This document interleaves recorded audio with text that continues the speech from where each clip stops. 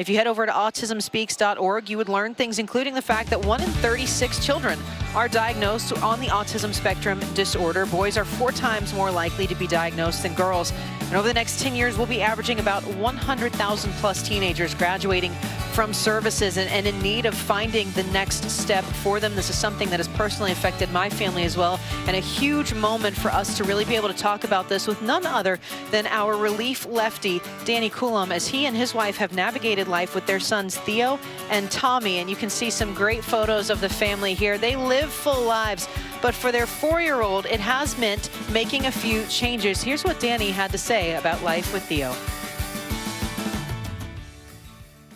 Theo is our 4-year-old, and he was diagnosed with autism when he was 3, so about a year and a half ago.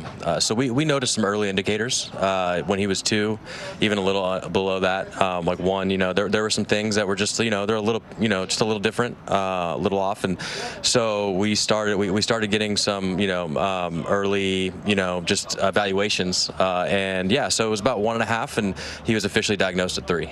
We've had an increasing awareness of people saying, be your own advocate, be your kid's own advocate. What was that experience like? Did you find that you had to push a little further to get some of the tests and the results you wanted?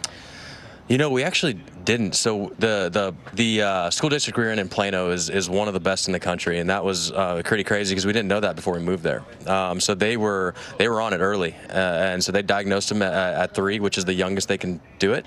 We're really thankful because we got him early intervention, and he has just blossomed. So it's been great. How has that been stepping into a social scene now? The kids are starting to get to know each other. Play dates are popping up. Yeah. What has that reception been like for you? It's been pretty good. So our son is pretty high functioning. He is, he's verbal, which is, I think it's only like 20 to 30% of kids with autism are verbal. So we're very thankful for that. But yeah, you can just tell there's just little differences, right? And it's not bad or good. It's just a little different. We definitely noticed a few things early on, just like the eye contact thing. He was a tiptoe walker, and just a few other like early indicators. And but that was a little different. But no, for the most part, he is just such a blessing, and he's such a joy in our life, and we are so thankful for him. What's been a learning moment for you and your wife? Yeah, I would say the thing we have learned the most is just to have patience with other parents, because you don't know people's situations. So when you're in public and you see, maybe a kid freaking out or just like, throwing a fit, instead of just constantly being like, oh, just like get control of your kid, or, something like that. Like sometimes you just can't control that. And, I think that we have learned just to take a step back, pause, give everybody grace in that way, because you just don't know people's situation. When you look at what's been going on around you, especially in this clubhouse, we have a lot of Orioles that have a lot of charities and movements that are near and dear to their heart. What are a few for your family? So there is one that we actually connected with. BJ Surhoff and his wife started an organization here to really help with autism, and just getting resources, like collecting resources, having like one place where you can go, where if you're looking for this, an occupational therapist, or if you're looking for a speech therapist, like they just have all of them available, and it's been awesome. And we've already even used it. We sat down with them, and we have a few things that we're working on to get Theo some help, just socialization stuff, and yeah. So I would say the Life Path I believe is the name of it. Yeah, it's great. What do Theo and Tom, this is the most important one, what do they think about Dad being a ball player, getting to live this life? They're not quite at that point where they understand it, So Theo, I mean, as I got traded here right before the season started, so we actually had him enrolled in school in Minneapolis. We already had apartments set up and everything, so he was very excited to go to Minneapolis because they have a really good elevator there.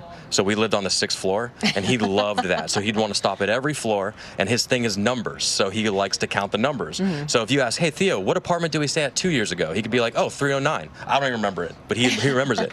And then oh, what did my parents stay at? Oh, 524. Like he can remember it like that. So that I think that's what he is the most excited for. It's not the baseball aspect; it's moving from city to city. So now we have a Baltimore house, because that's what he calls it. Oh, we're a Baltimore house now, and we live at this number, and he's like, okay, so we're this number now. It's just really funny how that's his brain. It's not bad. bad. It's not good. It's just, it's different the way that they process things, and they pick out little details. And, you know, he's just honestly amazing and just such a joy in our life. Well, we're going to work on him getting to know Dad's strikeout numbers and everything he's been putting together this season. Yeah, that's the next thing. He's going to be, you know, in analytics and data. Oh, man, if I show him those numbers. He's going to be our analytics guy, without a doubt. He'd be pretty dang good at that. We like it. We like it. We're looking so much forward to having these boys at the ballpark again. Thank you so much for sharing part of your story. Yeah, no problem. Thank you. The Orioles doing everything they can to make sure that they support autism awareness this month. They've donated over 150 tickets to local organizations focused on autism awareness and advocacy for tonight's game. That does include what Danny was just mentioning, the Pathfinders for Autism. That's at pathfindersforautism.org. You have the Howard County Autism Society. That is an affiliate